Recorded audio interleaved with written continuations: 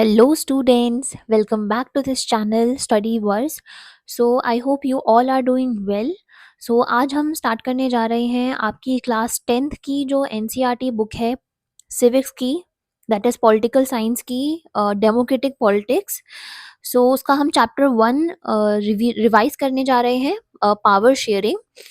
और I hope आप लोग प्रिपेयर कर रहे होंगे बिकॉज क्लास 10th और 12th के बोर्ड्स एग्जाम्स फरवरी से स्टार्ट हैं. मैं जो है ये रिवीजन लेक्चर सीरीज लेके आ रही हूँ जिसमें कि हम वन बाय वन आपकी जो सोशल साइंस की बुक है डेमोक्रेटिक पॉलिटिक्स, उसके हम चैप्टर्स को कवर करेंगे. और उसके बाद after completing the chapter we will also discuss important questions based on the previous year papers and the CBSE sample papers so that you can score better. सो जो ये notes हैं इसका पीडीएफ आपको टेलीग्राम चैनल पे मिल जाएगा जिसका link मैंने description में डाल दिया है. ये नोट्स हैं, ये बहुत क्रिस्प नोट्स हैं, रिवीजन पर्पस के लिए बहुत यूज़फुल रहेंगे आपके लिए बिकॉज मैंने इसमें फ्लो चार्ट्स और एकदम टू द पॉइंट्स को अरेंज करा है, ऐसे बनाया है कि आपको लास्ट मिनट अगर रिवीजन करनी हो तो भी इन नोट से वो हो जाए. इसमें मैंने आपकी एनसीईआरटी बुक की हेल्प ली है और इसमें मैंने विजुअल्स ऐड करे हैं, पॉइंटर्स ऐड करे हैं कि आपके लिए समझना ईजी हो. ओके, सो हम स्टार्ट करते हैं. देखो, मीनिंग ऑफ पावर शेयरिंग समझने से पहले हम ये समझते हैं कि इस चैप्टर में क्या क्या टॉपिक्स कवर होंगे. ठीक है, topics in this chapter 1 power sharing. First introduction हम देखेंगे. इंट्रोडक्शन में हम देखेंगे कि पावर शेयरिंग का एग्जैक्टली मीनिंग क्या है.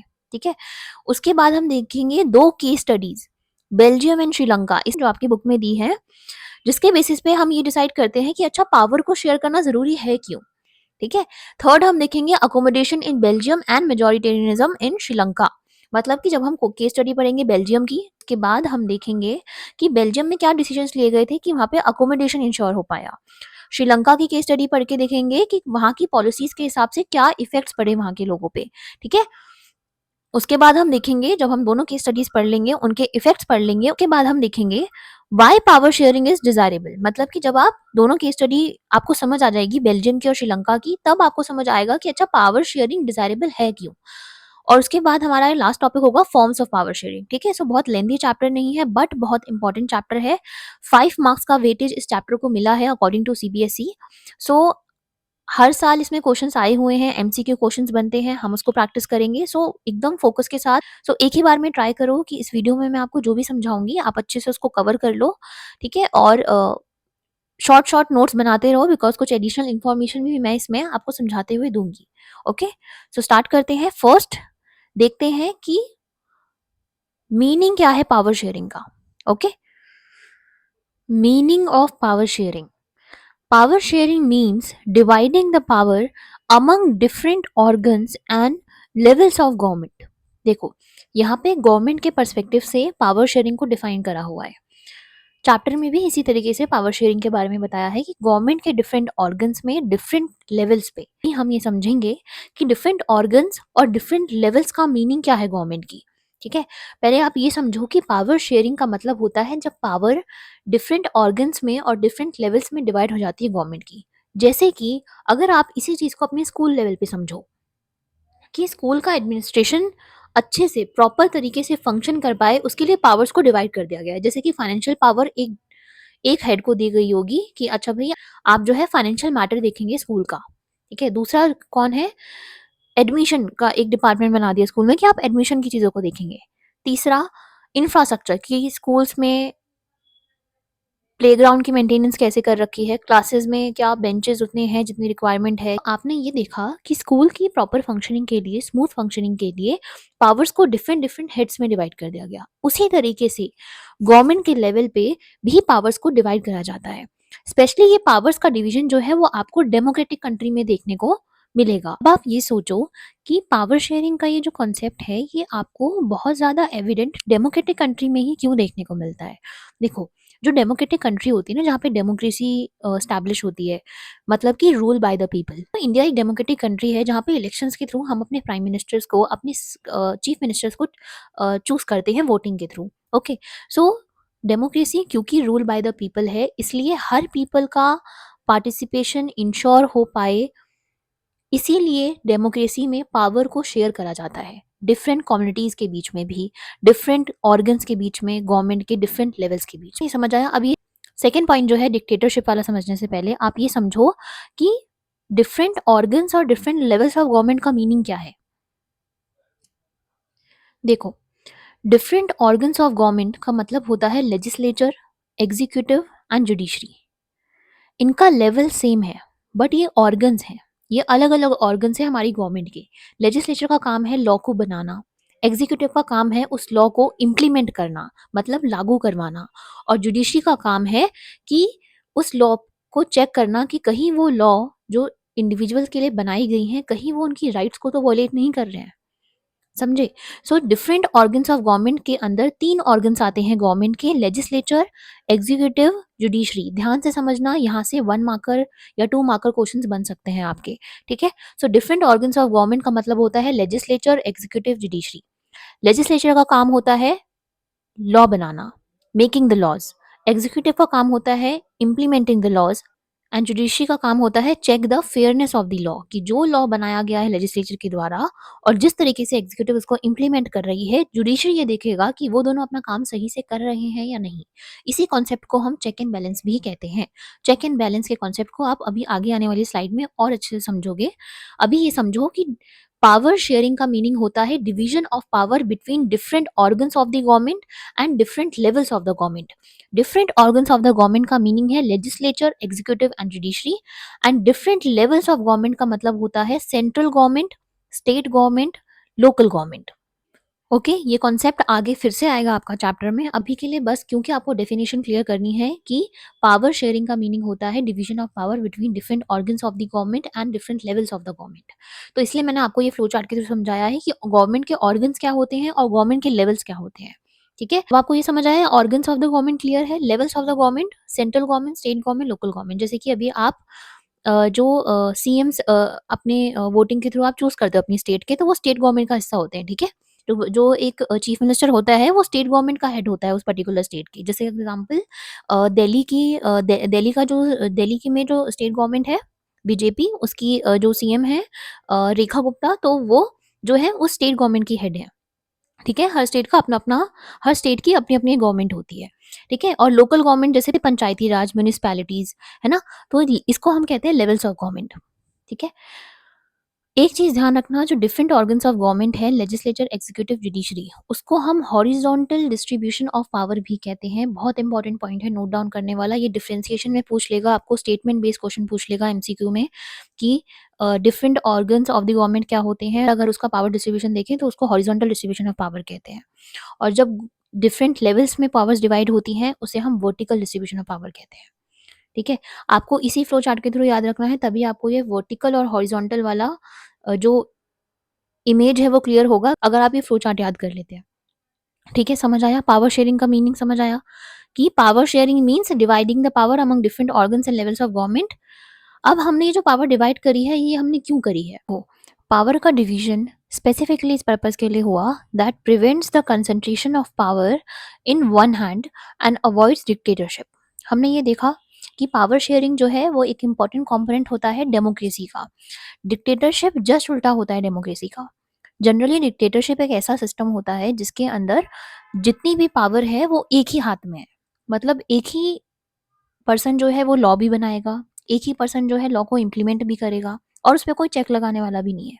मतलब इसे डिक्टेटरशिप वाले सिस्टम के अंदर कोई भी इंडिविजुअल सिटीजन जो है उस पर्सन के खिलाफ या उस गवर्नमेंट के खिलाफ अपनी वॉइस रेज नहीं कर सकता। अगर कल को सिटीजन के खिलाफ कोई ऐसा लॉ बना दिया जिससे कि उन्हीं की राइट वॉलेट हो रही है। ठीक है, सो डिक्टेटरशिप अवॉइड करने के लिए और एक हाथों में सारी पावर ना जाए उसको प्रिवेंट करने के लिए हमने पावर्स को डिवाइड करा है। ठीक है, इंडिया के केस में कॉन्स्टिट्यूशन में ही पावर का डिवीजन इंश्योर कर दिया गया था। ठीक है, जब हमारा कॉन्स्टिट्यूशन बना था।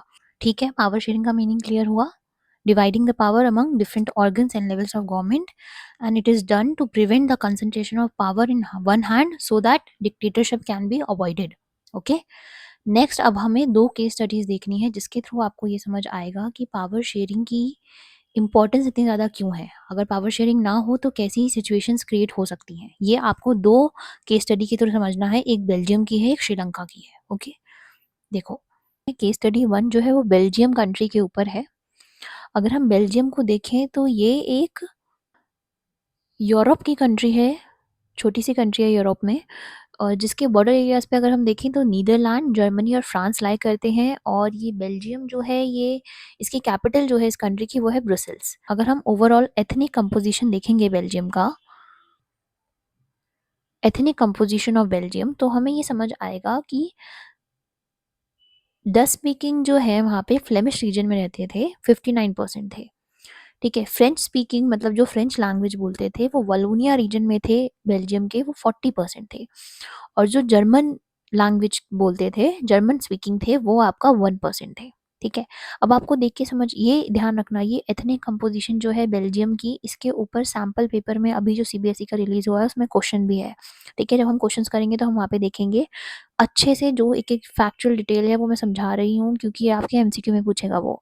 तो बेल्जियम की एथनिक कंपोजिशन के थ्रू ही आपको समझ आएगा कि वहाँ पे क्यों जो है कॉन्फ्लिक्टिंग सिचुएशन अराइज हुई थी और बेल्जियम ने क्या स्टेप्स लिए थे। ठीक है, तो जो डच स्पीकिंग पॉपुलेशन थी वो फ्लेमिश रीजन में रहती थी, और 59% उनका पूरा जो है वो पॉपुलेशन का परसेंटेज था। ठीक है, तो अब आपको समझ आ जाएगा कि इन तीनों में से डोमिनेटिंग परसेंटेज में कौन है, डच स्पीकिंग लोग हैं, है ना। और सबसे कम माइनॉरिटी में कौन जा रहा है, जर्मन स्पीकिंग जा रहा है। ठीक है, और सेकंड नंबर पे आपका फ्रेंच स्पीकिंग है वलोनिया में। लेकिन अगर आप कैपिटल की बात करो, ब्रुसेल जो कि बेल्जियम की कैपिटल है, वहाँ पे फ्रेंच जो है वो 80% है और डच जो है 20% है। अब आपको डिफ्रेंसिएशन दिखा है यहाँ पे कि डच जो है वो कंट्री के लेवल पे, मतलब बेल्जियम जो कंट्री है उस लेवल पे तो 59% है उनकी पॉपुलेशन, लेकिन कैपिटल में उनकी पॉपुलेशन रिड्यूस होकर 20% हो गई है। जनरली ये हो सकता है कि कैपिटल में उस लैंग्वेज को बोलने वाले कम लोग रहते हों। ठीक है, वहीं हम देखें कि जो फ्रेंच है जो कि कंट्री के लेवल पे सिर्फ 40% है, उनकी परसेंटेज जो है वो कैपिटल में बढ़ी हुई है, 80% है, मतलब वो डोमिनेट कर रहे हैं कैपिटल को बेल्जियम की, दैट इज ब्रुसेल्स। कौन डोमिनेट कर रहा है, फ्रेंच, फ्रेंच स्पीकिंग पीपल। ठीक है, सो अब ये जो रेशियो है ऐसा है, ऊपर नीचे हो रखा है, जो कंट्री लेवल पे अलग रेशियो है, कंट्री लेवल पे डच स्पीकिंग पीपल डोमिनेट कर रहे हैं। ठीक है, और कैपिटल कैपिटल लेवल पे जो फ्रेंच स्पीकिंग पीपल हैं वो डोमिनेट कर रहे हैं।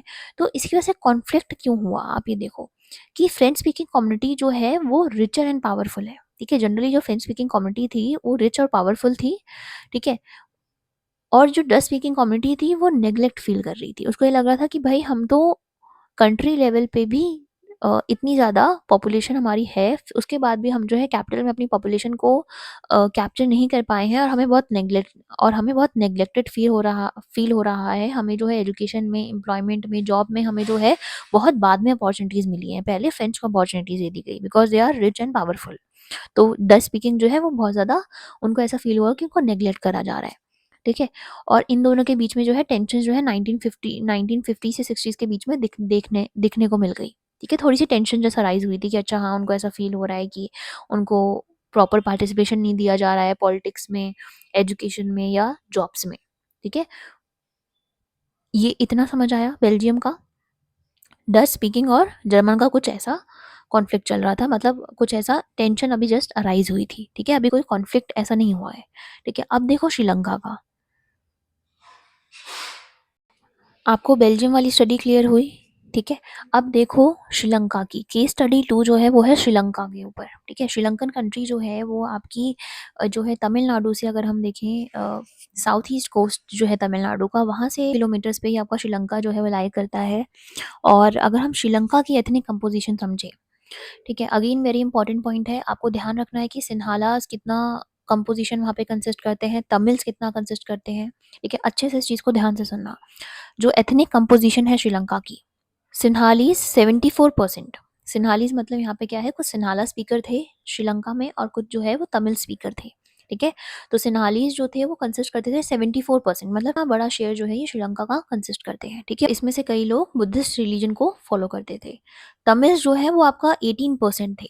ठीक है, ओवरऑल जो तमिल्स की पॉपुलेशन है श्रीलंका में वो 18% थी, सिन्हालास की 74% थी। डोमिनेटिंग परसेंटेज किसकी है यहाँ पे, सिन्हालास की। वही चीज़ इनकी लेटर जो इन्होंने पॉलिसीज बनाई उसमें रिफ्लेक्ट होती है। तमिल्स की 18% है, उसमें से भी श्रीलंकन तमिल्स जो हैं और इंडियन तमिल्स अलग हैं। श्रीलंकन तमिल्स जो हैं हम उनको कह रहे हैं जो आपके पहले से ही श्रीलंका में रह रहे थे, श्रीलंकन नेटिव्स हैं वो। ठीक है, और जो इंडियन तमिल्स हैं हम उन फैमिलीज को कह रहे हैं जो कि तमिल स्पीकिंग है, बट उनके जो फ़ोरफ़ादर्स रहे हैं, ठीक है? उनका कहीं न कहीं रूट जो है वो इंडियन ओरिजिन का है। हो सकता है जब जैसे कि जब ब्रिटिशर्स थे यहाँ पे और जब कॉलोनियल रूल था, तो वो प्लांटेशन वर्कर्स को ले जाते थे, माइग्रेट करवाते थे दूसरी कंट्रीज़ में, ठीक है? तो वैसे ही इंडिया से भी कुछ वर्कर्स को श्रीलंका ले जाया गया था, ठीक है? तो वही इंडियन तमिल्स हम उनकी फैमिलीज़ को कह रहे हैं। श्रीलंकन तमिल जो है वो 13% है, जो कि नॉर्थ और ईस्ट रीजन में है। नॉर्थ मतलब ये वाला जो रीजन दिख रहा है ना आपको ऑरेंज मार्क वाला, ये रहा। तो ये जो पूरा रीजन है इतना, ये पूरा रीजन जो है वो आपका किसका है? श्रीलंकन तमिल्स का है, ये पूरा रीजन, ठीक है? और बाकी जो आपका एरिया है वो आपका इंडियन तमिल्स का है, बाकी जो परसेंटेज है। तो टोटल क्या हुआ? एथनिक कंपोजिशन सिन्हालास 74%, जो कि बुद्धिस्ट ट्रेडिशन फॉलो करते हैं। तमिल्स जो है टोटल 18% है, जिसमें से श्रीलंकन तमिल्स 13% है, नॉर्थ और ईस्ट रीजन में रहते हैं। और जो इंडियन तमिल्स हैं वो आपके जो रेस्ट ऑफ दी बचे हैं 18% माइनस 13%, जो रेस्ट ऑफ दी बचे हैं वो आपके इंडियन तमिल्स हैं, ठीक है? क्रिश्चियन जो है वो 7% है, जो कि सिन्हाला और तमिल स्पीकर्स ही हैं, ठीक है? सो ये कंपोजिशन ध्यान रखना। अब आप देखोगे कि मेजॉरिटेरियन पॉलिसीज इन श्रीलंका।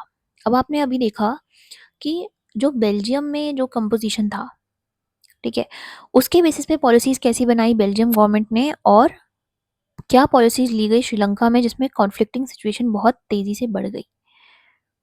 आपने दोनों ही कंट्रीज की सिचुएशन देखी है ना।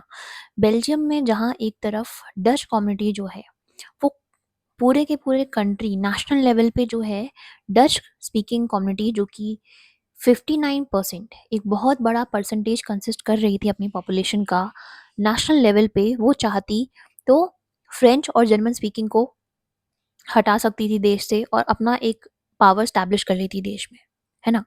और कल को ये भी हो सकता था कि जो फ्रेंच और जर्मन है और जो डच स्पीकिंग पीपल हैं वो अपने लिए बेल्जियम में से ही एक अलग अलग एरिया डिमांड कर ले, हमारा अपना एक, कि फ्रेंच कल को कहे कि हमारा अपना एक एरिया है, तो मान लो फ्रेंच स्पीकिंग पीपल बोल रहे हैं कि भाई ब्रिसल में जो है कैपिटल है और वहाँ पे हम 80% कंसिस्ट करते हैं, तो कैपिटल का जो है सब कुछ पावर जो है वो हमारे हाथ में होनी चाहिए, है ना। तो अगर सोचो कि एक बेल्जियम जो एक कंट्री है उसमें इतनी डाइवर्स पॉपुलेशन है, इतनी डाइवर्स परसेंटेज में पॉपुलेशन है, तो वो बेल्जियम एक कंट्री कितने हिस्सों में डिवाइड हो जाता अगर सब लोग अपनी अपनी ऑटोनॉमी डिमांड करते, है ना। अभी टेंशन जस्ट बिल्डअप हुई थी, अभी कॉन्फ्लिक्ट क्रिएट नहीं हुआ था। वहीं दूसरी जगह आप देखोगे श्रीलंका में, जहाँ पे सिन्हालीज हैं, ठीक है, सिन्हाला जो कम्युनिटी है 74% वो पूरे श्रीलंका का कंसिस्ट कर रही है।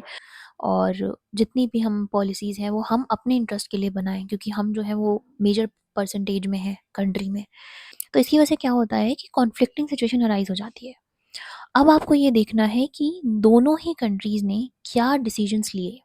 जो ये प्रॉब्लम थी बेल्जियम में डच स्पीकिंग, फ्रेंच स्पीकिंग और जर्मन की, और जो श्रीलंका में सिन्हालाज और तमिल्स के बीच में जो ये कॉन्फ्लिक्टिंग सिचुएशन अराइज हुई थी, इसके लिए क्या डिसीजंस लिए गए। सबसे पहले हम बेल्जियम का समझेंगे। सबसे पहले हम देखेंगे अकोमोडेशन इन बेल्जियम, मतलब बेल्जियम में जो फ्रेंच स्पीकिंग और डच स्पीकिंग की जो टेंशन्स इतनी ज़्यादा चल रही थी, उसको बेल्जियम ने कैसे सॉल्व करा। जिसके अंदर हम समझेंगे बेल्जियन पावर शेयरिंग मॉडल, बहुत ज़्यादा इंपॉर्टेंट है ये। बेल्जियन का जो पावर शेयरिंग मॉडल है उसके ऊपर एमसीक्यू में 2022 में क्वेश्चन पूछा गया था, मैं आपको दिखा देती हूँ। 2022 का क्वेश्चन है जिसमें डायरेक्टली बोला गया है, आपका सीबीएसई का ही मैंने प्रीवियस ईयर क्वेश्चन उठाया है, जिसमें साफ साफ बेल्जियम का जो पावर शेयरिंग मॉडल था उस पर क्वेश्चन है कि कौन सा इनमें से एलिमेंट बेल्जियम के पावर शेयरिंग मॉडल में इंक्लूडेड नहीं था। ओके, सो इसलिए ध्यान से समझना इसको। इसीलिए आप समझते हैं कि बेल्जियम का पावर शेयरिंग मॉडल क्या था, उसने कैसे पावर को शेयर करके अपनी कंट्री में एक पीस स्टैब्लिश करी, ठीक है। Accommodation in Belgium, accommodation term का मीनिंग क्या है, मतलब कि आप कुछ ऐसी अरेंजमेंट्स कर रहे हो जिसके थ्रू डिफरेंट ग्रुप्स हैं उनकी डिमांड जो है वो आप सेटिस्फाई कर पा रहे हो, कुछ ऐसी अरेंजमेंट्स करके, ताकि हर ग्रुप जो है उसको इंक्लूडेड फील हो, वैल्यूड फील हो, और कोई भी एक मेजॉरिटी ग्रुप जो है माइनॉरिटी ग्रुप को डोमिनेट ना कर पाए, हर किसी का पार्टिसिपेशन इंश्योर हो पाए कंट्री की डिसीजन मेकिंग में, ठीक है। अकोमोडेशन इन बेल्जियम में जो बेल्जियम का पावर शेयरिंग मॉडल है वो क्या है। पहला point, constitution prescribes equal number of ministers from Dutch and French groups in central government. देखो, जो बेल्जियम है उसने इतना स्मार्टली चीज़ों को अरेंज करा, इतनी स्मार्टली अपने कॉन्स्टिट्यूशन में बदलाव लाए, ठीक है। जो बेल्जियम का संविधान था, उसने अपने संविधान को 1970 से, मैंने यहाँ पे नोट में डाला हुआ है, ये बहुत इंपॉर्टेंट पॉइंट है, 1970 से 1993 के बीच में बेल्जियम ने अपने कॉन्स्टिट्यूशन को 4 बार अमेंड करा था। मतलब 4 बार उसने चेंजेस करे थे अपने कॉन्स्टिट्यूशन में, ताकि पीसफुली सबका पार्टिसिपेशन इंश्योर हो सके कंट्री में। उसने जो पहला चेंज लाया वो ये था कि कॉन्स्टिट्यूशन में ये लिख दिया गया कि जो भी सेंट्रल गवर्नमेंट होगी, जो नेशनल लेवल पे जो सेंट्रल गवर्नमेंट बनाई जाएगी, उसमें डच से और फ्रेंच से, दोनों ही ग्रुप से मिनिस्टर्स इंक्लूड करे जाएंगे। पहला पॉइंट क्लियर। दूसरा point, state governments have their own powers not subordinate to central government. अब क्या हुआ, स्टेट गवर्नमेंट थी, उनको खुद की पावर दे दी गई। मतलब स्टेट गवर्नमेंट को बेल्जियम ने बहुत ज़्यादा, हम कह सकते हैं, ऑटोनॉमी दी कि आप जो है अपने लेवल पे, अपने एरिया के लिए, अपनी स्टेट के लिए जो है आप डिसीजंस ले सकते हो, पॉलिसीज फ्रेम कर सकते हो। आप जो है, आपको सेंट्रल गवर्नमेंट के हिसाब से चलने की ज़रूरत नहीं है। आपको जो पॉलिसीज अपने इंटरेस्ट ग्रुप के, आपको जो पॉलिसीज अपने स्टेट के लिए बेटर लगेंगी, आप वो बना सकते हो। ओके, सो इस चीज़ की वजह से क्या हुआ कि उनको एक फ्रीडम मिल गई और वो डिसीजंस ले सकते हैं लोकली। कौन? State government. पहला point, second point clear. Second point clear हुआ। थर्ड पॉइंट, ब्रुसेल्स जो कि कैपिटल थी, वहां पे एक सेपरेट गवर्नमेंट स्टैब्लिश करी गई। Equal representation of both communities.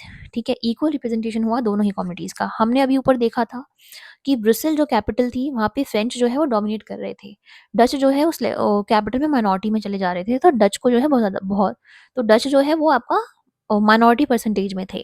तो उनको जो है बहुत ज़्यादा इस चीज़ का डर था कि वो जो है एजुकेशन में, जॉब में उनको इक्वल शेयर ना नहीं मिल पाएगा, जॉब्स एंड एजुकेशन में। तो ब्रुसेल जो कैपिटल थी बेल्जियम की, वहाँ पे एक सेपरेट गवर्नमेंट बना दी बेल्जियम ने, जहाँ पे डच का भी रिप्रेजेंटेशन होगा उस गवर्नमेंट में और फ्रेंच स्पीकिंग पीपल का भी रिप्रेजेंटेशन होगा। तो यहाँ इससे क्या हुआ, इससे 50-50% दोनों का शेयर इंश्योर हो गया, और इसकी वजह से कहीं ना कहीं हम कह सकते हैं फेयरनेस जो है वो स्टैब्लिश हो गई कैपिटल में, वो वाला कॉन्फ्लिक्ट भी खत्म हो गया। ठीक है। फोर्थ पॉइंट क्या है, community government elected by people of each language group, Dutch, French, German, controls cultural, language and education matters. ये एक फोर्थ जो पॉइंट है, ये इतना इंपॉर्टेंट डिसीजन था कि इससे जो बची कुची टेंशन थी वो भी खत्म हो गई। जर्मन्स की भी खत्म हो गई। जर्मन्स तो 1% कंसिस्ट कर रहे थे, उनको तो और डर होना चाहिए कि कल को फ्रेंच और डच उन्हें डोमिनेट ना करने लग जाए, जर्मन स्पीकिंग को।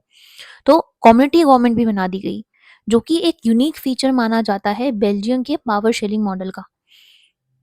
ठीक है, कि हर लैंग्वेज ग्रुप को, आपने डच को भी बोल दिया अपना एक गवर्नमेंट बना लो, कम्युनिटी गवर्नमेंट बना लो, कि डच जितने जितने डच स्पीकिंग लोग हैं वो अपनी एक कम्युनिटी की एक गवर्नमेंट बनाएंगे। वो अपने इंटरेस्ट से रिलेटेड जो है उसको, जो अपने इंटरेस्ट के जो मैटर्स होते हैं होंगे, एजुकेशन के, कल्चर के, लैंग्वेज के, उससे डील करेंगे। ऐसे ही फ्रेंच अपनी अलग एक कम्युनिटी गवर्नमेंट बनाएगी, है ना।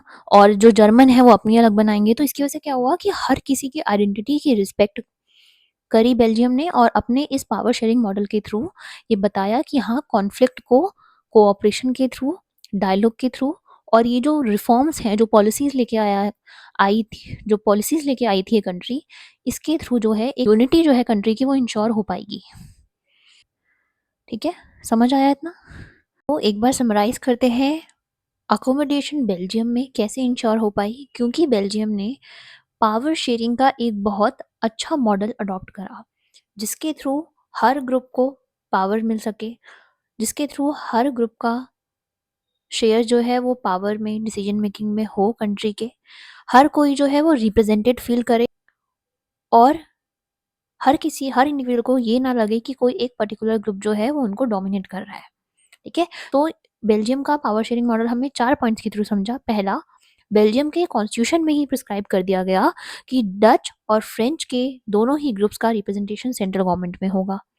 सेकेंड पॉइंट में हमने ये देखा कि स्टेट गवर्नमेंट के पास उसकी खुद की पावर्स, स्टेट गवर्नमेंट के पास उसकी खुद की पावर्स होंगी, और वो सेंट्रल गवर्नमेंट के सबॉर्डिनेट की तरह एक्ट नहीं करेगी। तीसरा पॉइंट, ब्रुसेल जो कि कैपिटल थी बेल्जियम की, वहाँ पे एक सेपरेट गवर्नमेंट बनाई गई, और दोनों ही कम्युनिटीज, डच का और फ्रेंच का, इक्वल रिप्रेजेंटेशन इंश्योर करने के लिए रूल्स दिए गए। Fourth point, community government establish करी जाएगी। हर ग्रुप अपने अपने लिए इलेक्शंस के थ्रू अपनी उस कम्युनिटी गवर्नमेंट को कॉन्स्टिट्यूट करेगा। ठीक है, और ये पॉइंट में ध्यान रखना कि ये पावर शेयरिंग को इंश्योर करने के लिए अपने संविधान में बेल्जियम ने 4 टाइम्स जो है अमेंडमेंट करी थी, 4 टाइम्स जो है चेंजेस करे थे। समझ आया? अब हमें समझना है, अब देखो हमने बेल्जियम मॉडल समझ लिया, बेल्जियम की हमने प्रॉब्लम देखी और उसने उसको सॉल्व कैसे करा, पावर शेयरिंग मॉडल के थ्रू। बट श्रीलंका की जो इश्यूज़ थे सिन्हाला और तमिल्स के बीच में, वो इश्यूज़ जो है और ज़्यादा एग्रीवेट हो गए और ज़्यादा कॉन्फ्लिक्ट जो है वो बढ़ गया, क्योंकि वहाँ की गवर्नमेंट ने जो है कुछ मेजॉरिटी बेसिस पे पॉलिसीज़ बनाई थी। वहाँ की जो मेजॉरिटेरियन पॉलिसीज़ थी उसका इफ़ेक्ट हम देखेंगे श्रीलंका में कैसे हुआ। सो हमने ये समझा कि बेल्जियम में कैसे पावर शेयरिंग मॉडल के थ्रू अकोमोडेशन इंश्योर करी गई। अब लेकिन इसका एकदम अपोजिट हो रहा था श्रीलंका में, ठीक है? श्रीलंका की स्टोरी समझने से पहले आपको यहाँ पे की बुक में एक इमेज है, ठीक है? और इस इमेज के बेसिस पे एज इट इज क्वेश्चन जो है सीबीएसई के सैम्पल पेपर में इस बार पूछा गया है, तो चांसेस हैं कि ये क्वेश्चन पेपर में आ सकता है। जिस भी ऐसे क्वेश्चन के चांसेस हैं पेपर में आने के, वो आपके साथ में कवर हो जाएंगे, ठीक है? सो देखो बेसिकली इस इमेज में लिखा हुआ है जर्मन गवर्नमेंट, मतलब कि the cartoon at the left refers to the problems of running the Germany's grand coalition government that includes the two major parties of the country, namely the Christian Democratic Union and the Social Democratic party. Basically ये जो cartoon है वो Germany की government को represent कर रहा है, German की गवर्नमेंट को रिप्रेजेंट कर रहा है। और ये कार्टून जो है वो आपका इसमें दिखा रहा है कि कोलिजन गवर्नमेंट के बारे में दिखा रहा है। ये पॉइंट ध्यान रखना, कोलिजन गवर्नमेंट, ठीक है? ये कार्टून जो है वो कोलिजन गवर्नमेंट को दिखा रहा है, कहाँ की? जर्मन में। तो बेसिकली ये कार्टून ये दिखाना चाहता है कि जर्मनी में भी कुछ ऐसे इश्यूज चल रहे थे जिसके थ्रू जर्मनी की दो पार्टीज जो हैं उन्होंने कोलिजन का मतलब होता है एक दूसरे के साथ आई, मर्ज हुई और उसके बाद फिर उन्होंने अपनी एक सिंगल पार्टी कॉन्स्टिट्यूट कर ली देश को चलाने के लिए, ठीक है? सो जर्मनी को रिप्रेजेंट कर रहा है ये कार्टून। जर्मनी का जो ग्रैंड कोलिजन गवर्नमेंट थी उसको ये इमेज रिप्रेजेंट कर रही है। और इसमें जो दो मेजर पार्टीज थी, क्रिश्चियन डेमोक्रेटिक यूनियन और सोशल डेमोक्रेटिक पार्टी, वो दोनों एक साथ मर्ज हुई थी, ठीक है? उन्होंने कोलिजन फॉर्म करा था। The two parties are historically rival to each other, मतलब वो दोनों पार्टीज एक दूसरे से कॉन्फ्लिक्टिंग स्टैंड रखती थी पास्ट में, लेकिन क्योंकि उनको जो है कोलिजन गवर्नमेंट बनानी थी, क्योंकि उनके पास कोई मेजोरिटी नहीं थी, ठीक है, 2005 के इलेक्शंस में, तो इसलिए उन्होंने सोचा कि हम देखो जनरली क्या होता है कि जब भी कोई, जैसे इंडिया में भी ये होता है कि जब भी कोई एक party enough number of seats win नहीं कर पाती जिसके थ्रू उसकी गवर्नमेंट बन जाए, तो वो कई बार क्या होती है, आपका कोलिजन कर ली थी किसी और सरकार के साथ, ताकि वो दोनों सरकारें मिलके, अब उनकी जो है सीट सिक्योर हो चुकी है, मेजोरिटी में सीट सिक्योर हो चुकी है, तो वो पार्टी फॉर्म कर सकती हैं, मतलब अपनी गवर्नमेंट बना सकती हैं कंट्री में, ठीक है? तो यही चीज़ जर्मनी में भी हो रहा था, कोलिजन गवर्नमेंट बनाई थी क्रिश्चियन डेमोक्रेटिक पार्टी ने और सोशल डेमोक्रेटिक पार्टी ने। They take divergent positions on several policy matter but still jointly run the government, ठीक है? तो कई बार जीतने के लिए भी कोलिजन पार्टीज जो हैं फॉर्म हो जाती हैं, ठीक है? तो अगर पेपर में क्वेश्चन आता है तो ये अच्छे से पढ़ के जाना, ये जो मैंने आपको मार्क करवाया है यहाँ पे कि ये कार्टून क्या रेफर कर रहा है। जर्मनी में कोलिजन गवर्नमेंट को ये कार्टून दिखा रहा है कि दो कोलिजन पार्टीज जो है वो दो कोलिजन अ, की जो दो पार्टीज जो हैं वो एक दूसरे के साथ कोलिजन गवर्नमेंट उन्होंने फॉर्म करी थी, और बहुत सारे मैटर्स पे वो आपका अलग स्टैंड करती थी, बट फिर भी गवर्नमेंट रन करने के लिए उन्होंने कोलिजन गवर्नमेंट फॉर्म करी, ठीक है? इतना समझ आया? अब हम देखते हैं श्रीलंका में क्या सिचुएशन थी। अब देखो श्रीलंका में हमने ये समझ लिया था कि वहाँ की एथनिक कंपोजिशन क्या है ना? सिन्हाला जो है वो मेजॉरिटी परसेंटेज कंसिस्ट कर रहे थे और तमिल्स जो है वो आपका माइनॉरिटी परसेंटेज कंसिस्ट कर रहे थे, ठीक है? मतलब कि जो सिन्हाला की पॉपुलेशन है श्रीलंका में वो तमिल से ज़्यादा थी, ठीक है? तमिल स्पीकिंग से ज़्यादा थी। अब क्या होता है, चीज़ें कब चेंज होती हैं? देखो मेजर चेंजेस कब आते हैं, जब श्रीलंका को इंडिपेंडेंस मिलता है 1948 में, ठीक है? जब श्रीलंका को आज़ादी मिल जाती है 1948 में, तब आप देखोगे जो सिन्हालाज स्पीकिंग मेजॉरिटी पॉपुलेशन है वो अपनी गवर्नमेंट स्टैब्लिश कर लेती है, और जब वो अपनी गवर्नमेंट स्टैब्लिश करती है तो वो कुछ मेजॉरिटेरियन पॉलिसीज लेती है। मेजॉरिटेरियन पॉलिसीज का मतलब यहाँ पे है, क्योंकि जो सिन्हालाज हैं वो मेजॉरिटी कंसिस्ट कर रहे हैं, तो वो ऐसी पॉलिसीज बनाने लग गए, ऐसे रूल्स एंड रेगुलेशंस बनाने लग गए जो कि उनके फेवर में हो, जो कि उनके इंटरेस्ट को फुलफिल कर रहे हों, सिक्योर कर रहे हों, और बाकी जो तमिल स्पीकिंग पॉपुलेशन थी उसको इग्नोर कर रहे थे, ठीक है? अब देखना ये मेजॉरिटेरियन पॉलिसीज क्या थी श्रीलंका में। फर्स्ट 1956 में एक्ट पास हुआ जिसके थ्रू रिकॉग्नाइज करा गया कि Sinhala as the only official language. अब आप खुद सोचो कि सिन्हाला जो थे, गवर्नमेंट होने के बाद भी आपने सबका पार्टिसिपेशन, सबका इंटरेस्ट इग्नोर करके आपने अपनी जो लैंग्वेज है आपने उसको ऑफिशियल लैंग्वेज बता दिया जस्ट बिकॉज आप मेजोरिटी में है। तो 1956 का एक एक्ट पास हुआ जिसके थ्रू सिन्हाला को ऑफिशियल लैंग्वेज बोला गया। दूसरा point, preference preferential jobs for Sinhalese in university positions and government jobs. तो सिन्हालास क्या कर रहे थे, अब अपनी धीरे धीरे जो डोमिनेंस है उसको एम्प्लॉयमेंट सेक्टर में भी दिखा रहे थे कि गवर्नमेंट जॉब्स में जो भी प्रेफरेंस दी जाएगी वो पहले सिन्हाला स्पीकिंग पॉपुलेशन को दी जाएगी, सिन्हाला स्पीकिंग इंडिविजुअल्स को दी जाएगी। तीसरा point, protection of Buddhism by constitution. अब हमने अभी ये ऊपर समझा था एथनिक कंपोजिशन में कि सिन्हालीज जो है मोस्टली आपका बुद्धिस्ट ट्रेडिशन को फॉलो करते थे। तो अब श्रीलंकन गवर्नमेंट ने कॉन्स्टिट्यूशन में ही लिख दिया कि बुद्धिज्म ट्रेडिशन को प्रोटेक्शन। सो तीनों पॉलिसीज जो है वो किसके इंटरेस्ट में दिख रही हैं, सिन्हालास के इंटरेस्ट में दिख रही हैं। इग्नोर किसको करा जा रहा है, तमिल स्पीकिंग पॉपुलेशन को। तो अब इसकी वजह से इफेक्ट देखो क्या हुआ। Majoritarianism in Sri Lanka, effects, effects पे क्वेश्चन आया हुआ है। अभी हम जब पीवाईक्यू करेंगे तब हम देखेंगे कि इफेक्ट्स पे भी क्वेश्चन आया हुआ है। बेल्जियम का जो एथनिक कंपोजिशन है उस पर भी क्वेश्चन आया हुआ है। ठीक है, सो पहले अब इफेक्ट्स देखते हैं कि क्या हुए जो भी मेजोरिटेरियन पॉलिसीज ली गई श्रीलंका में। Tamils felt alienated. ठीक है, उनको ऐसा लगा कि उनकी चीज़ों पे तो फोकस ही नहीं करा जा रहा, उनके इंटरेस्ट पे, उनकी लैंग्वेज, उनका ट्रेडिशन, उनका अपना कल्चर, उन सबको इग्नोर करके सिन्हाला जो है वो अपने इंटरेस्ट को फुलफिल करने के लिए पॉलिसीज बना रहे थे। Second point, denied equal rights and opportunities. Equal rights and opportunities कैसे डिनाइड करी, क्योंकि यहाँ पे क्या बोला गया कि गवर्नमेंट जिसको भी जॉब दे रही थी प्रेफरेंस पे कौन से पॉपुलेशन को रख रही थी, कौन से इंडिविजुअल्स को रख रही थी, सिन्हालीज, जो सिन्हाला स्पीकिंग इंडिविजुअल्स हैं उनको रख रही थी, तमिल्स को इग्नोर कर रही थी कि पहले जो सिन्हाला स्पीकिंग है उनको पहले हम जॉब देंगे उसके बाद तमिल्स को देंगे।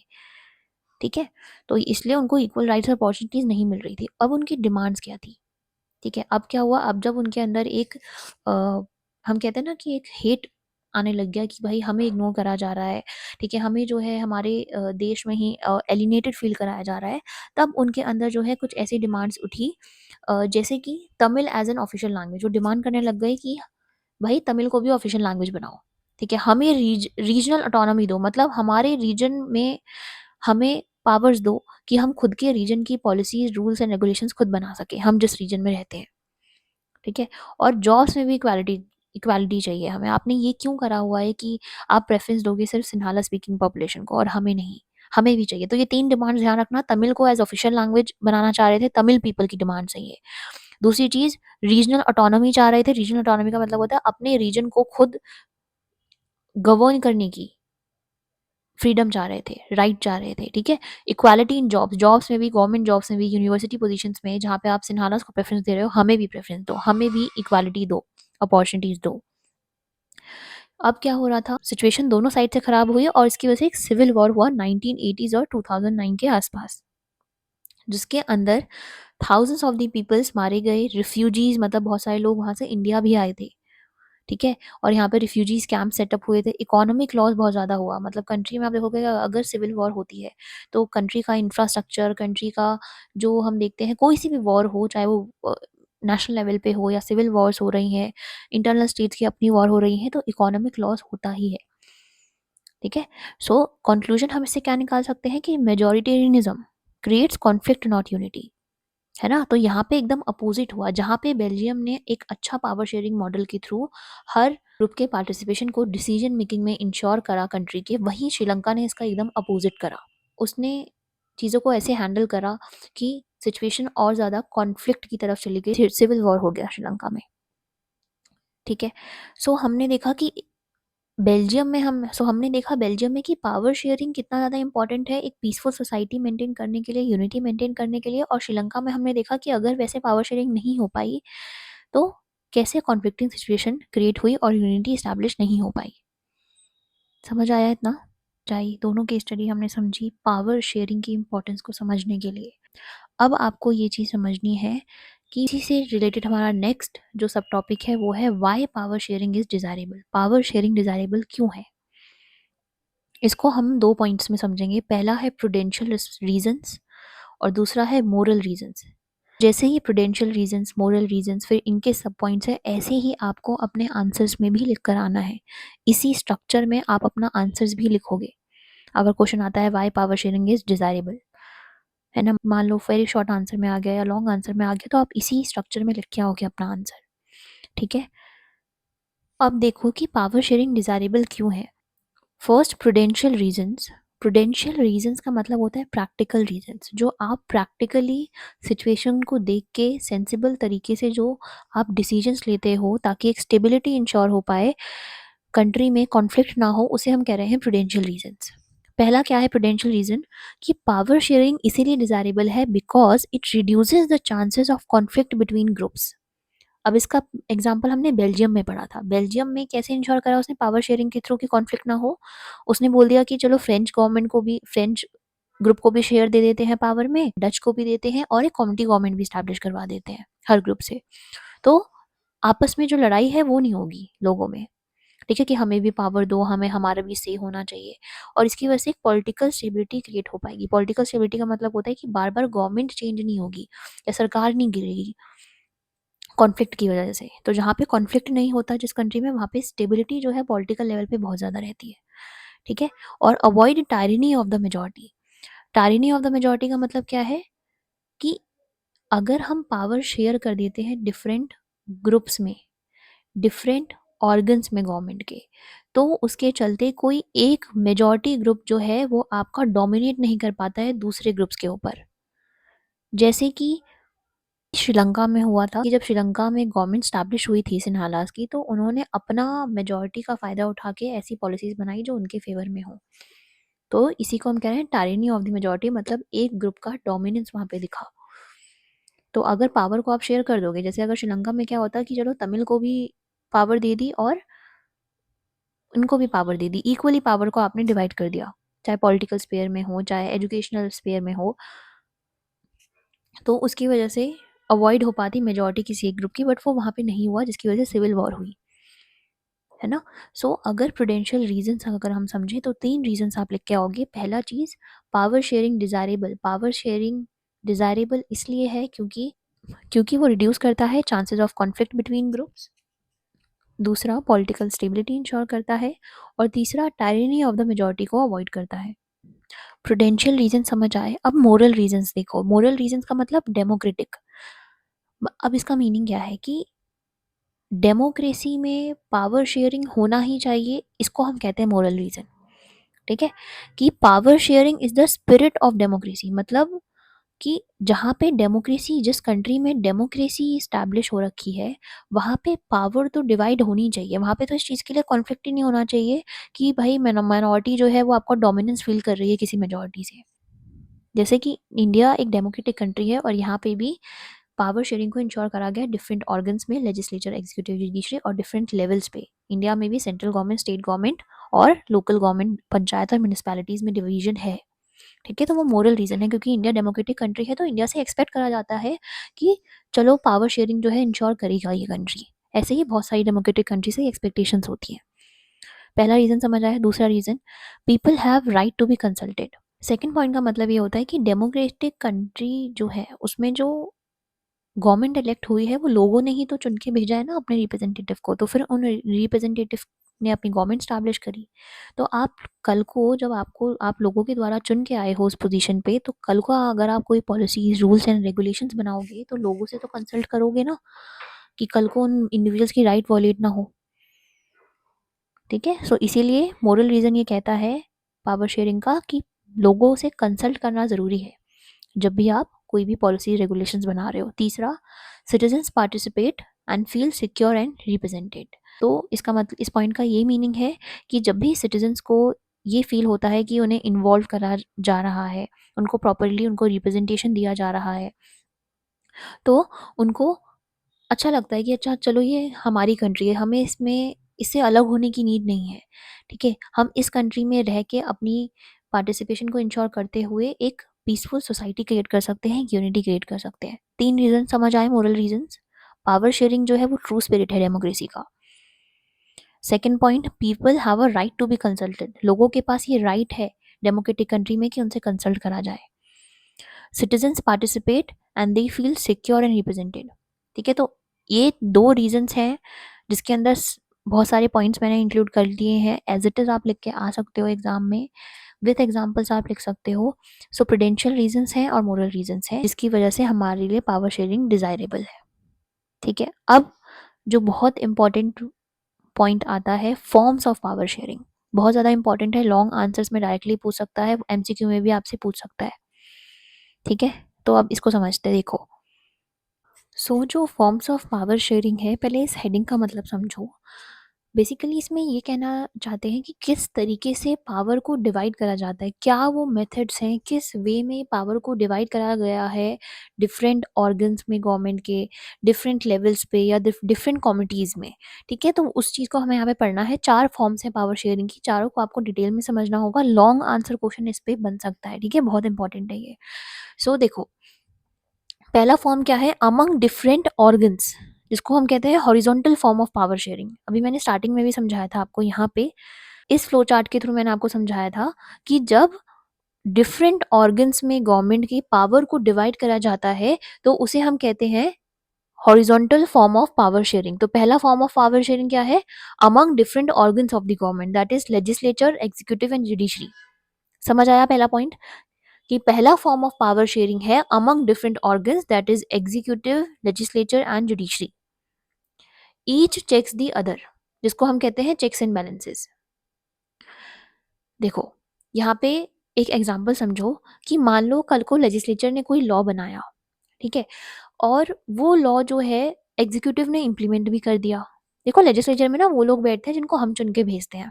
ठीक है, जिन्होंने पार्टी फॉर्म करी है, जिन्होंने नेशनल लेवल पे गवर्नमेंट अपनी फॉर्म करी है मेजोरिटी के बेसिस पे, जब उनको मेजोरिटी उन्होंने सिक्योर कर ली थी इलेक्शंस में, तो लेजिस्लेचर में वो लोग बैठते हैं और आपका लॉ बनाते हैं।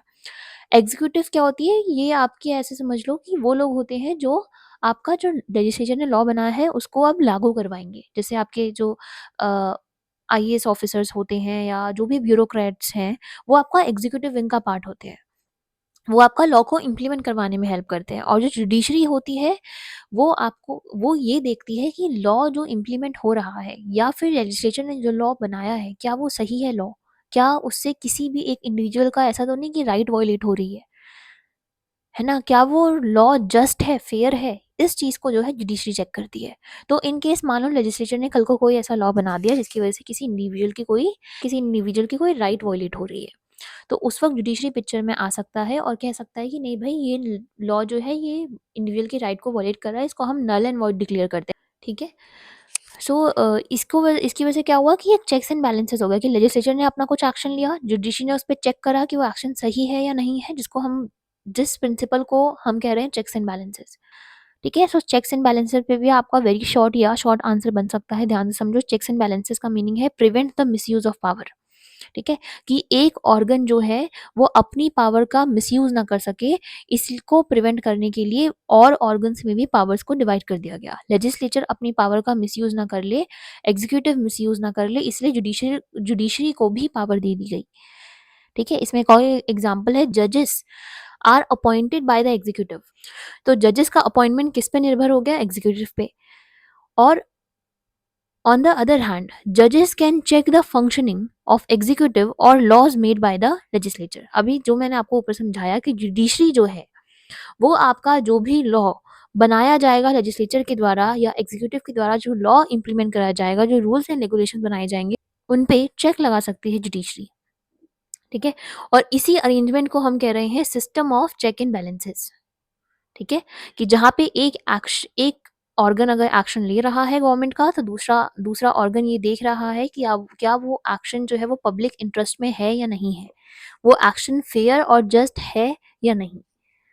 ठीक है, समझ आया। पहला फॉर्म ऑफ पावर शेयरिंग क्या है, अमंग डिफरेंट ऑर्गन्स, जिसको हम horizontal form of power sharing भी कहते हैं, जो कि लेजिस्लेचर, एग्जीक्यूटिव और जुडिशरी के बीच में होता है।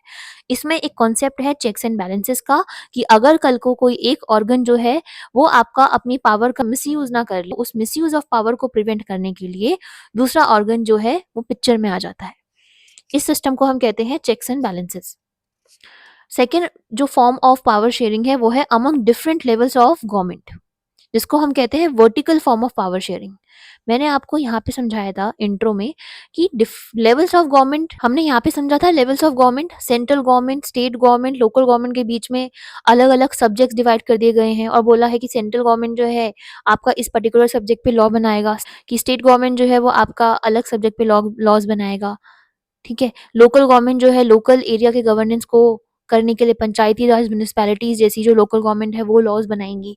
ठीक है, सबके सब्जेक्ट्स डिवाइड कर दिए, और इसको हम क्या कहते हैं, वर्टिकल डिस्ट्रीब्यूशन ऑफ पावर। इसके पहले जो फॉर्म ऑफ पावर शेयरिंग पढ़ा था वो क्या था, horizontal distribution of power. Vertical distribution of power में ये लेवल्स बन रखे हैं, central government, state government, local government. ठीक है, और इस उसमें जो है पावर्स को डिवाइड करा गया है कि सेंट्रल, और जिसको हम यूनियन गवर्नमेंट भी कहते हैं जनरली। नेशनल लेवल पे जो एक गवर्नमेंट कॉन्स्टिट्यूट करी जाएगी उसको बहुत सारी कंट्री में अलग अलग नाम से बोलते हैं। ठीक है, जैसे इंडिया में उसको सेंट्रल गवर्नमेंट बोलते हैं। ठीक है, और स्टेट गवर्नमेंट्स होती है, हर स्टेट की अपनी एक गवर्नमेंट होगी, दिल्ली की अपनी है, ठीक है, यूपी की अपनी गवर्नमेंट होगी। ठीक है, लोकल बॉडीज जैसे कि पंचायत एंड म्यूनिसपैलिटीज। और कहीं ना कहीं ये जो सेटअप है, जो डिफरेंट लेवल्स ऑफ गवर्नमेंट में जो ये पावर्स डिवाइड हो रखी हैं, अरेंजमेंट को हम फेडरल सिस्टम कहते हैं। ठीक है, पावर डिस्ट्रीब्यूटेड अमंग लेवल्स। ठीक है, कंफ्यूज मत होना। इन केस अगर एमसीक्यू आता है और बोला जाए कि पावर्स को डिवाइड कर रखा है डिफरेंट ऑर्गन्स ऑफ गवर्नमेंट के बीच में, तो उसे हम हॉरिजॉन्टल डिस्ट्रीब्यूशन ऑफ पावर कहते हैं, और वहां से एक कॉन्सेप्ट निकल के आता है चेक्स एंड बैलेंसेस का। Second point, among different levels of government. अगर क्वेश्चन आता है कि डिफरेंट लेवल्स में गवर्नमेंट के पावर को डिवाइड करा गया है, तो उसे हम कहते हैं वर्टिकल डिस्ट्रीब्यूशन ऑफ पावर, और वहां से एक कॉन्सेप्ट निकल के आता है फेडरल सिस्टम का, मतलब कि पावर्स का डिवीजन डिफरेंट लेवल्स में हो रखा है। इतना समझ आया? दो forms of power sharing clear हो गए, अमंग डिफरेंट ऑर्गन्स और among different levels of government. Next देखो, देखो जो third form of power sharing है वो है among different social groups. Different social groups का मतलब देखो ऐसे समझो, कई बार क्या होता है, कंट्री बहुत ज़्यादा डाइवर्स होती है, बहुत ज़्यादा डाइवर्स पॉपुलेशन होती है, और वहाँ पे जो है कुछ ग्रुप्स जो है वो स्मॉल होते हैं नंबर्स में। जैसे कि आपने एग्जांपल देखा था वहाँ का श्रीलंका का। श्रीलंका में आपने एग्जांपल देखा था कि सिन्हाला जो है वो 74% थे, और जो तमिल पॉपुलेशन है वो, तो अब ये जो तमिल पॉपुलेशन है वो क्योंकि आपका स्मॉल नंबर्स में थी, तो उनको जो है डोमिनेट कर लिया गया सिन्हालास के द्वारा। सिन्हालास ने अपनी गवर्नमेंट स्टैब्लिश करी, अपनी डोमिनेटिंग पॉलिसीज बनाई, और उनको जो है जॉब से दूर रखा, एजुकेशन से दूर रखा, और जो बेसिक फैसिलिटीज़ हैं जो एक डोमिनेट ग्रुप को मिलनी चाहिए, उन्होंने वहाँ पे वैसी पॉलिसीज़ बनाई। तो जो सोशल ग्रुप्स हैं, जिनको डर है कि वो इन्वॉल्व नहीं हो पाएंगे मेन स्ट्रीम में सोसाइटी के, उनको अपॉर्चुनिटीज़ नहीं मिल पाएंगी, उनके लिए भी पावर को शेयर करना ज़रूरी है। मतलब उनका भी जो है पार्टिसिपेशन पावर में होना चाहिए। जैसे कि इसमें एग्जांपल है कम्युनिटी गवर्नमेंट इन बेल्जियम। अभी हमने पीछे पढ़ा था यहाँ पे कि जो कम्युनिटी गवर्नमेंट है बेल्जियम में, वहाँ पे क्या हुआ था कि कम्युनिटी गवर्नमेंट बना दी गई थी बेल्जियम में, elected by the people of each language group, Dutch, French और German, control cultural language and education matter. ठीक है, क्योंकि हर किसी भी ग्रुप को डर ना हो कि वो जो है वो आपका दूर रह जाएंगे मेन स्ट्रीम सोसाइटी से, जो भी अच्छी अपॉर्चुनिटीज है उनसे दूर हो जाएंगे, अपने कल्चर को, लैंग्वेज को प्रोटेक्ट नहीं कर पाएंगे, जस्ट बिकॉज एक पर्टिकुलर ग्रुप जो है वो उनके ऊपर डोमिनेट कर लेगा। इसीलिए बेल्जियम ने एक पावर शेयरिंग मॉडल ये भी निकाला था कि कम्युनिटी गवर्नमेंट बना देंगे। ठीक है, तो कम्युनिटी गवर्नमेंट का जो एग्जांपल है कि डच, फ्रेंच, जर्मन अपने अपनी एक कम्युनिटी लेवल पे गवर्नमेंट बना सकते हैं, अपने कल्चर को, लैंग्वेज को, एजुकेशन मैटर्स को कंट्रोल कर सकते हैं। ये वाला एग्जांपल जो है ये आप इसमें लिख के आ सकते हो, अमंग डिफरेंट सोशल ग्रुप्स। ठीक है, उसके बाद अगर हम इंडिया की बात करें तो इंडिया में रिजर्वेशन है, एससी, एसटीज और ओबीसीज का इंडिया में रिजर्वेशन हो रखा है एजुकेशन और जॉब्स के सेक्टर में। ठीक है, क्योंकि बहुत ट्रेडिशनल टाइम से बहुत ज़्यादा डिसएडवांटेज पोजीशन पे थे, तो इनके लिए रिजर्वेशन इंश्योर करा गया है ताकि ये भी एलिनेटेड ना फील करें। ठीक है, और गिव्स माइनॉरिटी ग्रुप रिप्रेजेंटेशन। ठीक है, माइनॉरिटीज को ग्रुप रिप्रेजेंटेशन देना, कि जो जो भी माइनॉरिटी ग्रुप है उनको ऐसा लगेगा कि ठीक है, उनको भी डिसीजन मेकिंग में पार्टिसिपेट करवाया जा रहा है, उनको भी मौका मिल रहा है पावर को शेयर करने का। ठीक है, सो वो जो है एलिनेटेड फील नहीं करेंगे, और कहीं ना कहीं आप देखते हो कि एक डिसइंटीग्रेशन वाली फीलिंग जो है नहीं आएगी कंट्री में। तो पावर शेयरिंग का तीसरा जो फॉर्म है वो है डिफरेंट सोशल ग्रुप्स के बीच में जब आप पावर को शेयर कर देते हो, कि कोई भी एक पर्टिकुलर ग्रुप जो है वो एलिनेटेड फील ना करे। फोर्थ जो फॉर्म है वो है among political parties and pressure groups. इसका मीनिंग है कि पावर्स जो हैं कई बार 2 पॉलिटिकल पार्टीज़ या 2 से ज़्यादा पॉलिटिकल पार्टीज़ अपने में पावर को शेयर करती हैं कि कोई एक पॉलिटिकल पार्टी कंट्री पे डोमिनेट ना कर ले, वन पार्टी सिस्टम ना हो जाए। जैसे कि आप देखोगे इसका बेस्ट एग्ज़ाम्पल है कोलिशन गवर्नमेंट। कोलिशन गवर्नमेंट का भी हमने जर्मनी वाले में उसमें यहाँ पे भी समझा था हमने। कि जर्मनी में जब आपकी सोशल डेमोक्रेटिक पार्टी और क्रिश्चियन डेमोक्रेटिक पार्टी आपकी एक साथ आई थी, कोलिशन गवर्नमेंट फॉर्म करी थी क्योंकि उनको मेजॉरिटी चाहिए थी, उनको जो है गवर्नमेंट रन करनी थी, तो उन्होंने पावर शेयर कर ली थी। तो पावर शेयरिंग का एक एग्जांपल होता है कोलिशन गवर्नमेंट फॉर्म कर लेना, ठीक है? कोलिशन गवर्नमेंट का सिंपल मीनिंग ये है कि जब पॉलिटिकल पार्टीज़ को ये लगता है कि देश चलाना है और इलेक्शंस में जीतने के लिए एक अकेली पार्टी के पास सीट सिक्योर नहीं हो पा रही है, 2 पार्टीज़ क्या करती हैं आपस में जॉइन कर लेती हैं और उसके बाद मेजॉरिटी अटेन करके अपनी गवर्नमेंट बनाती हैं, ठीक है? गवर्नमेंट रन करती हैं अपनी, ठीक है? तो जो पावर शेयर हुई ये किसके बीच में हुई? ये 2 गवर्नमेंट्स के बीच में उन्होंने पावर शेयर कर ली क्योंकि उनको गवर्नमेंट रन करनी थी। तो ये कोलिशन गवर्नमेंट जो है वो भी आपका पावर शेयरिंग का एक फॉर्म है। उसके बाद प्रेशर ग्रुप्स का मतलब यहाँ पे होता है कि कुछ प्रेशर ग्रुप्स होते हैं या कुछ इंटरेस्ट ग्रुप्स होते हैं, जैसे कि आपके बिजनेसमैन हो गए या आप देखोगे जो फार्मिंग कम्युनिटी है, वो सरकार की पॉलिसीज़ को इन्फ्लुएंस करते हैं। तो इसलिए पावर उनको भी दी गई है ना? जैसे कि आप देखोगे अभी आप देखोगे जो फार्मिंग पॉलिसीज़ आई थी, ठीक है? उसको बहुत ज़्यादा इन्फ्लुएंस करा गया किसके द्वारा? जो फार्मिंग कम्युनिटी है। तो ये कुछ इंटरेस्ट ग्रुप हैं, कुछ ऐसे प्रेशर ग्रुप्स हैं जैसे कि बिज़नेसमैन्स हो गए, वो आपकी टैक्स से रिलेटेड पॉलिसीज़ को इन्फ्लुएंस कर सकते हैं।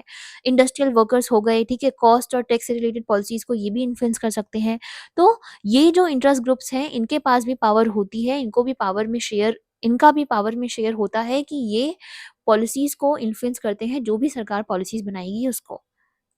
कि ये भी जो भी सरकार कि ये जो भी सरकार की बनाई गई पॉलिसीज़ हैं, उनको इन्फ्लुएंस करते हैं, ठीक है? उन पे चेक लगाते हैं ये भी कि कल को सरकार जो है वो कोई भी ऐसी पॉलिसीज़ ना बनाए जो कि पब्लिक इंटरेस्ट में ना हो, पब्लिक इंटरेस्ट के अगेंस्ट हो, है ना? तो ये कहीं न कहीं इंटरेस्ट ग्रुप भी जो है वो चेक्स लगाते हैं, क्वेश्चन्स रेज़ करते हैं सरकार से कि आपने पर्टिकुलर पॉलिसी बनाई तो क्या रीज़न है उसका, ठीक है? ये सॉल्यूशंस हो सकते हैं, ये सब कुछ भी कहीं न कहीं एक पावर शेयरिंग का ही पार्ट है, ठीक है? तो इसमें हमने 2 समझे अमंग डिफरेंट सोशल ग्रुप्स और among political parties and pressure groups. तो फॉर्म्स ऑफ पावर शेयरिंग, ठीक है? समझ आ गया कि 4 फॉर्म्स में है power sharing among different organs जिसको हम horizontal form of power sharing कहते हैं। उसमें हमने चेक्स एंड बैलेंसेस का कॉन्सेप्ट समझा। सेकंड है among different levels of government जिसको हम वर्टिकल फॉर्म ऑफ गवर्नमेंट भी कहते हैं और इसमें हमने फेडरल सिस्टम का कॉन्सेप्ट समझा। उसके बाद थर्ड है अमंग डिफरेंट सोशल ग्रुप्स और फोर्थ है among political parties and pressure groups जिसमें हमने कोलिशन गवर्नमेंट का और इंटरेस्ट ग्रुप्स का रोल समझा पावर शेयरिंग में। ठीक है, सो यहाँ से आपका ये चैप्टर एंड होता है। इतना ही था इस चैप्टर में। एक बार रिकैप लेते हैं जल्दी से कि हमने सबसे पहले समझा था पावर शेयरिंग का मीनिंग क्या है। तो power sharing means dividing the power among different organs and levels of government. ठीक है, उसके बाद हमने समझा था कि डिफरेंट ऑर्गन्स ऑफ गवर्नमेंट का मीनिंग क्या है।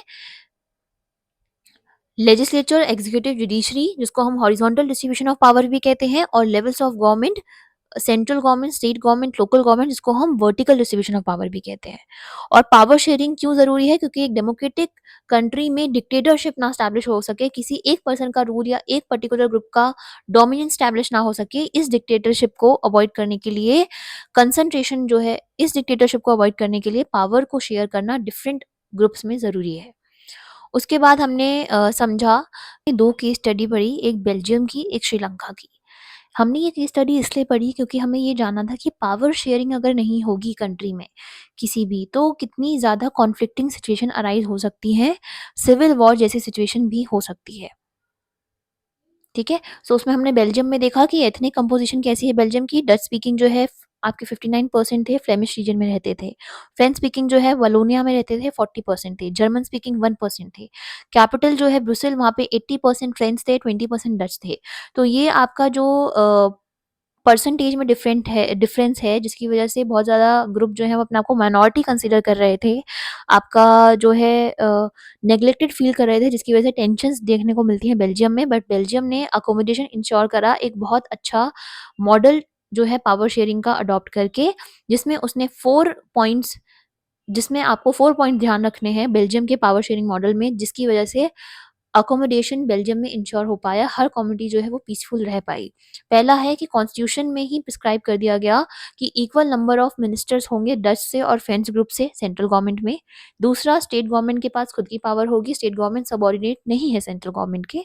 तीसरा, जो ब्रुसेल है जो कि कैपिटल थी बेल्जियम की, वहाँ पे सेपरेट गवर्नमेंट बनाई गई और बोला उसमें फ्रेंच का और डच का दोनों ही कम्युनिटीज़ का इक्वल रिप्रेजेंटेशन होगा, और कम्युनिटी गवर्नमेंट का भी प्रोविज़न डाला गया कि हर ग्रुप जो है डच, फ्रेंच और जर्मन अपने-अपने ग्रुप का एक गवर्नमेंट फ़ॉर्म करेंगे। अपनी-अपनी कम्युनिटी से एक गवर्नमेंट फ़ॉर्म करेंगे जो कि उनके कल्चर, लैंग्वेज और एजुकेशनल मैटर्स को डील करेगी। एक और पॉइंट ध्यान रखना कि 1970 से 1993 तक अकोमोडेशन को इंश्योर करने के लिए बेल्जियम ने 4 टाइम्स अपने कॉन्स्टिट्यूशन में चेंजेस लाए थे, अमेंडमेंट्स करी थी। उसके बाद हमने ये इमेज समझी जहाँ पे जर्मन गवर्नमेंट को दिखाया गया कि जर्मनी में गवर्नमेंट को रन करने के लिए 2 democratic party, Christian democratic union और social democratic party coalition form करती हैं, जॉइन करती हैं एक-दूसरे को ताकि पीसफुली गवर्नमेंट रन कर सके जर्मनी में। ये इमेज जर्मनी की इस कोलिशन गवर्नमेंट को रिप्रेजेंट करती है। उसके बाद हमने केस स्टडी 2 में देखा था श्रीलंका का, कि श्रीलंका में एथनिक कंपोजिशन कैसी थी कि सिन्हालास थे, तमिल्स थे। सिन्हाला स्पीकिंग जो 74% थे, तमिल स्पीकिंग 18% थे। उसमें से श्रीलंकन तमिल्स थे कुछ और कुछ इंडियन तमिल्स थे। कहीं न कहीं श्रीलंका में सिचुएशन खराब हो गई क्योंकि कुछ मेजॉरिटेरियन पॉलिसीज़ ले ली गई श्रीलंका के द्वारा जब उसको इंडिपेंडेंस इंडिपेंडेंस मिला था 1948 में। 1948 में जब श्रीलंका को इंडिपेंडेंस मिल गया तो जिस ग्रुप ने सरकार बनाई वो सिन्हालास थे क्योंकि वो मेजॉरिटी में थे, और उसके बाद उन्होंने मेजॉरिटेरियन पॉलिसीज़ ली जिसमें उन्होंने 3 मेजर पॉलिसीज़ ली। पहली, 1956 में एक एक्ट पास करा जिसमें कि सिन्हाला को ऑफिशियल लैंग्वेज बना दिया गया, only official language of Sri Lanka. Second point, preferential jobs दी गई सिन्हाला स्पीकिंग कम्युनिटी को यूनिवर्सिटी में जो पोजीशंस थी और जो गवर्नमेंट जॉब्स थी। Third point, protection of Buddhism by constitution, जो भी सिन्हाला रिलीजन फॉलो करते थे बुद्धिज्म का, उसको प्रोटेक्शन कॉन्स्टिट्यूशन में दे दी गई। और ये कहीं न कहीं इसका इफ़ेक्ट ये हुआ कि जो तमिल पीपल थे वो आपका एलिनेटेड फ़ील कर रहे थे, उनकी इक्वल राइट्स अपॉर्च्युनिटीज़ को डिनाई करा गया। इसी की वजह से तमिल पीपल की डिमांड्स हुई, 3 मेजर डिमांड्स थी तमिल लोगों की।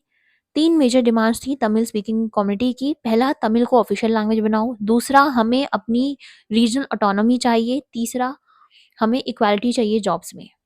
और ये टेंशन्स इतनी ज़्यादा बढ़ गई कि सिविल वॉर हो गया 1980 से 2000 के बीच में, जिसमें कि थाउजेंड्स जो है वो किल्ड हुए, रिफ्यूजीज़ कैंप्स बने और इकोनॉमिक लॉस बहुत ज़्यादा हुआ कंट्री को।